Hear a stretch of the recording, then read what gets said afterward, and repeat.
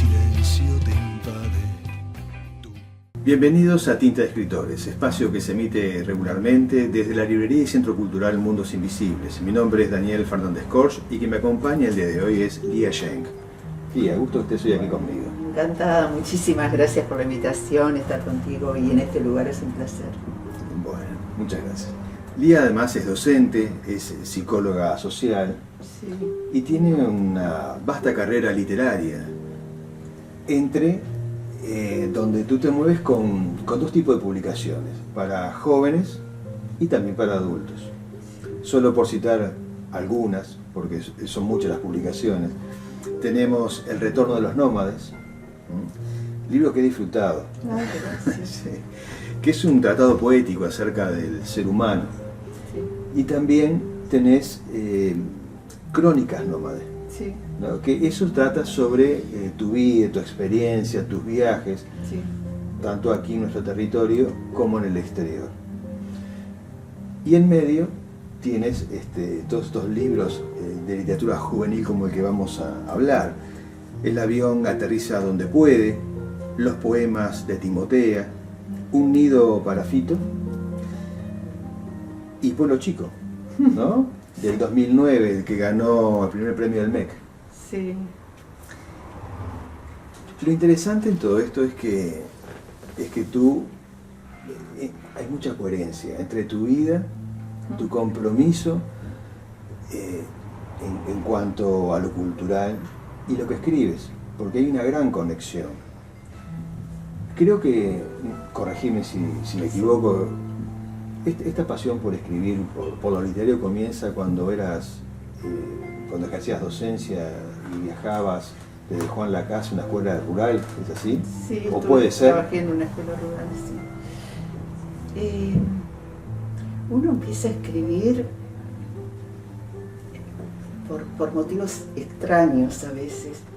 A mí me pasaba que siempre veía leer a mi padre fundamentalmente, y cualquier cosa que estuviese leyendo, aún un diario, había siempre una expresión de una interioridad profunda. Yo digo ahora interioridad profunda, en esa época diría, ¿cómo está tan interesado? Una cosa que parecía como que te aísla un poco del mundo, pero si yo le decía cualquier pregunta, él me contestaba, o sea que había como estar en un lugar y estar en otro. Eso me fascinó siempre, estar en un lugar y al mismo tiempo en otro. Y creo que la literatura es eso.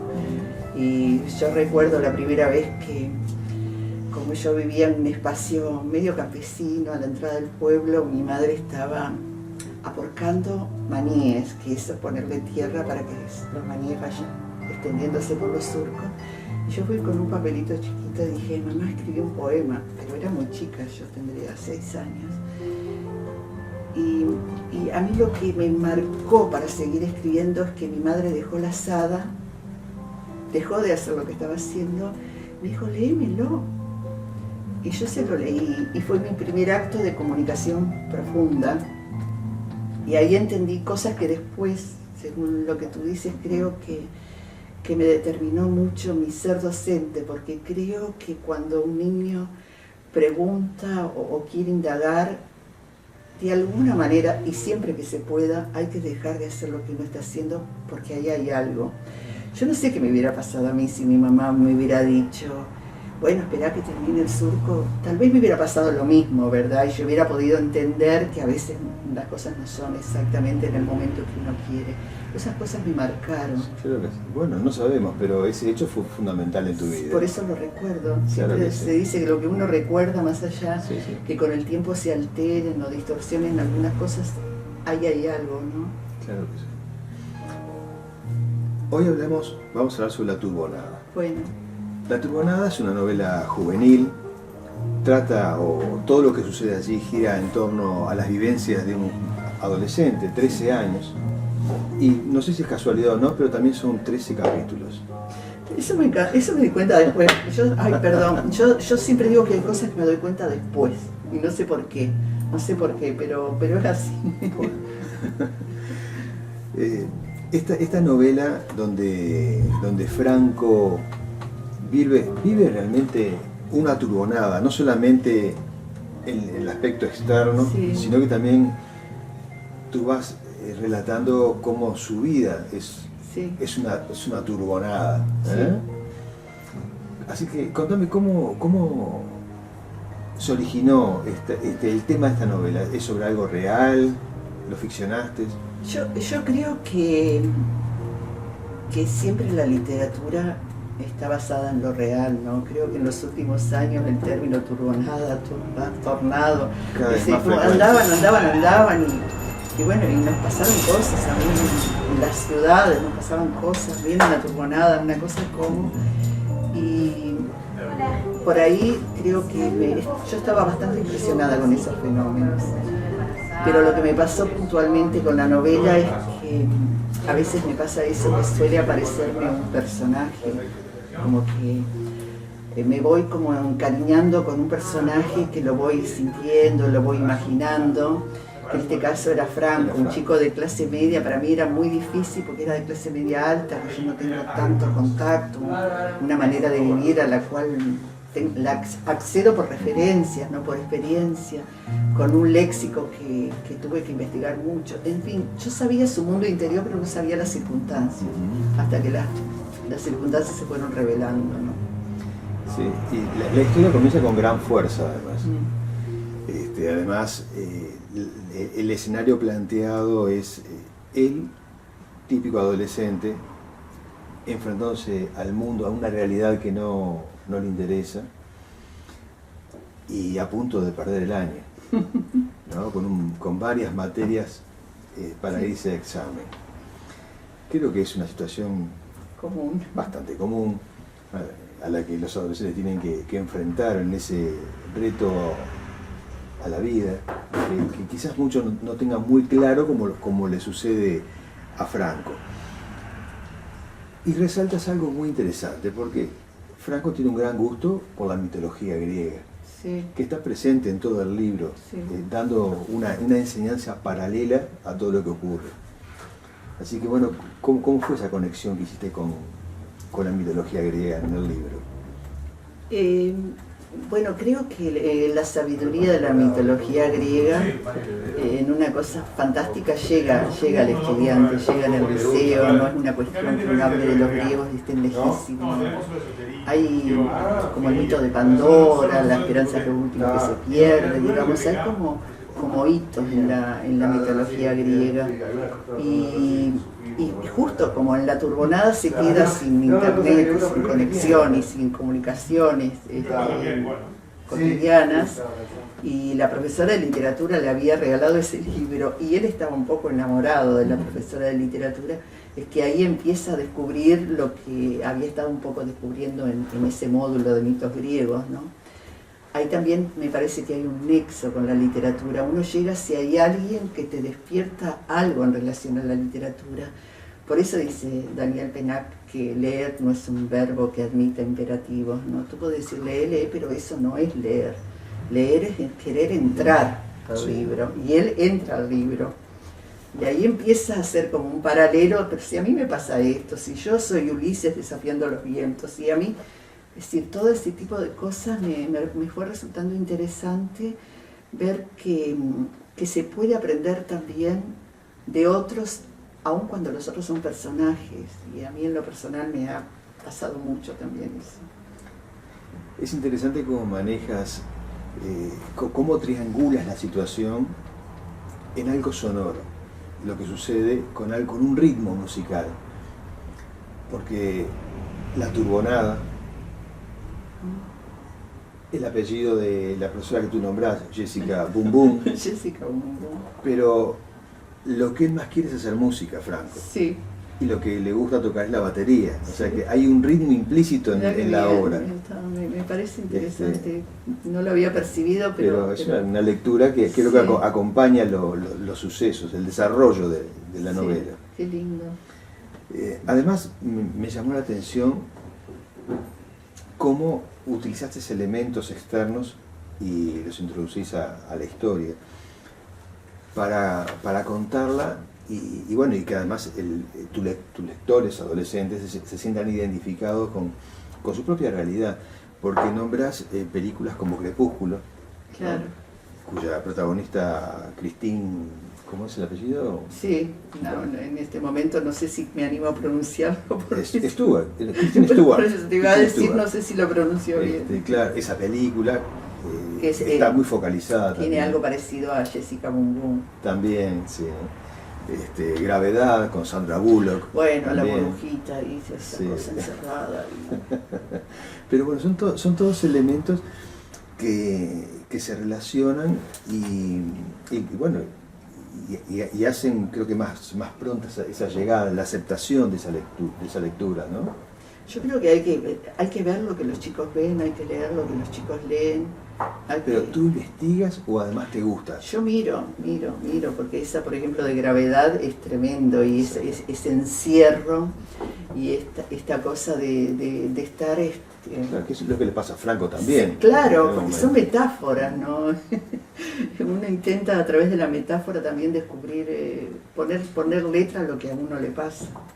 Sí, también mencionas también la saga de libros, creo que, no sé, películas hay dos, de Percy Jackson, Sí, relacionado a todo lo que es el ambiente Eso es mitológico. fantástico, porque resulta que uno de mis nietos, bueno, yo nunca compro un libro para ellos, simplemente a mí me gusta ir a las librerías y sondear y aceptar que no es el libro que yo quiero que compren o que me parece, pero bueno, leí mucho con él, esa saga de ese autor, y era fantástico porque ahí, bueno, está la mitología Sí. presente de otra manera. De otra manera, sí.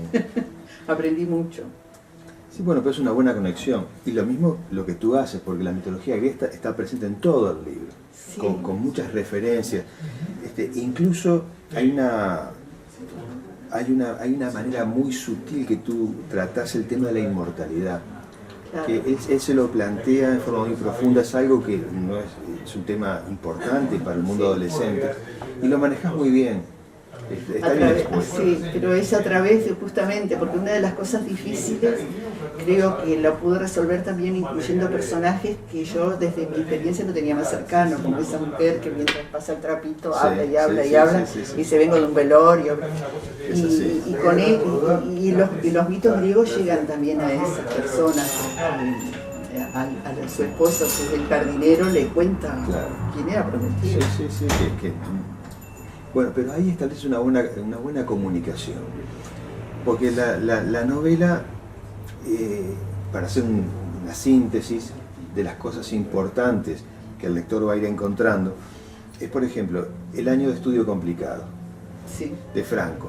Los padres que se van de viaje, un viaje que tiene una explicación. El hecho de que él se queda solo, con esas materias pendientes, con la presión de los padres en que tiene que estudiar y él que no quiere hacerlo. La turbonada que genera la situación en la que él está envuelto. La pérdida de su gato. Sí. ¿Cómo se llama el gato? Alexis. El gato se llamaba Maxi. Sí, Maxi. pero claro, no me quedé pensando que esa pérdida, perdóname, Sí, esa pérdida. que es importante en la novela, Claro que porque él, cuando no tiene datos de la realidad, como hacemos todos, los inventamos. Claro. Entonces Maxi desapareció porque... Por tal causa que se desarrolla. Y entonces había, a mí lo que me costaba desarticular, cómo Sí, ir sí, desarticulando las creencias, ¿no? Pero eso mismo le pasa a Franco Sí. en esa forma de suponer con Luana. Sí, todo el tiempo es eso. Con Luana maneja una situación que se transforma. Claro, es como hay un capítulo que creo que se llama algo así como la realidad tiene muchos caminos, muchas vueltas, muchas caras, ¿no? Es que hay una realidad que es la que yo me construyo para explicar algo. Y después algunos nos quedamos con ese, por eso surgen los prejuicios, yo creo. Claro. Sigo creyendo lo mismo, pero si uno puede llegar a ver a través de diálogos o de descubrir o de investigar o de no quedarse, se da cuenta que pasan otras cosas, y eso Sí. es un aprendizaje. Sí. Y bueno, y también es importante la relación que él tiene con Selma, Claro. y con Arturo, es el esposo. Sí.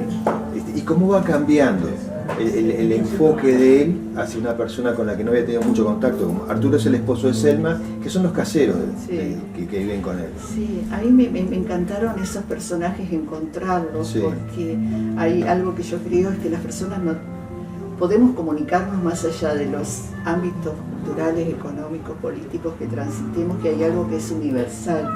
Y me gusta mucho en el proceso de escritura hacer que eso que aparentemente no ocurre tan frecuentemente en las realidades pueda mostrarse como una posibilidad de que sí ocurre. Siempre hay algo que nos va a convocar, más allá de los diferentes aprendizajes e historias de vida. Y a mí me encanta que Franco, siendo adolescente con esas personas, pueda establecer ese cuánto aprendió, ¿no? Sí, y también aprende de la relación con su archienemigo, con Felipe. Todo era una... Claro, no era él. Pero no adelantemos, no Yo adelantemos. no adelanto nada, pero Felipe, pobrecito, ¿cómo me dolía eso Sí, de ¿no? ese odio, esa animadversión? Yo digo, no, soy ese. Sí, bueno, y no podemos adelantar mucho más del final, así que No. creo que por ahí hemos dejado los elementos suficientes para que el lector se encuentre con La Turbonada, una publicación de fin de siglo, un libro fascinante que hay que leer. ¿No te parece? Muchísimas gracias. Sí, yo creo que siempre invito a leer cualquier libro, siempre hay algo que un lector encuentra de sí en el libro que lea. Y bueno, y evidentemente yo creo que los chicos, los niños y los adolescentes están leyendo en este momento mucho más que los adultos. Yo creo que sí hay un mito en cuanto a eso. Sí. Dice que la juventud no lee, yo creo que sí que lee. Entonces, no, de Yo creo que hecho, sí. yo he ido a liceos, lo he presentado en la Feria del Libro, y fueron chicos de los liceos y lo leyeron y lo contaron y se lee. Tenés la devolución. Se lee, sí. Bueno, Lía, ha sido un gusto estar aquí No, para contigo mí. hoy, conversando sobre La Turbonada. Y sí, es una historia fascinante que explora la intimidad de un joven adolescente que vive una realidad que es alterada y el lector eso lo va a tener que descubrir. Sí. Así que, amigos, ha sido un gusto compartir este momento con la escritora Lía Yenck. Nos vemos en la próxima entrevista de Tinta de Escritores. Muchas gracias.